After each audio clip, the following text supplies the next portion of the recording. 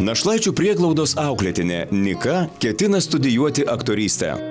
Deja, jos svajonėms apie sceną nelemta išsipildyti. Dėl draugės intrigų ji neišlaiko egzamino. Likusi viena svetimame mieste be pinigų ir stogo virš galvos, mergina puola į neviltį ir vos nepapuola po kadaise sėkmingo kino režisieriaus Aleksėjaus Jaroslavskio automobilio ratais.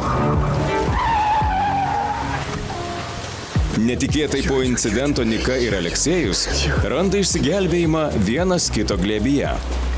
Ukrainiečių romantinis draminis serialas Artistė nuo gruodžio 22 dienos. Penktadienį ir šeštadienį 21 valandą per Baltikum Platinum.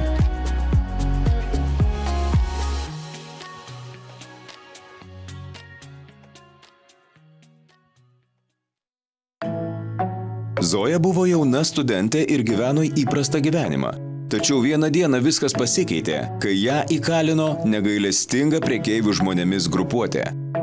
Kai jau atrodė, kad nebėra vilties, nėra galimybės pabėgti ir ateitis atrodė pilka, ji atrado draugą ir jėgų rizikuoti, kad išsigelbėtų. Tačiau atėjo metas teisingumui ir kerštui.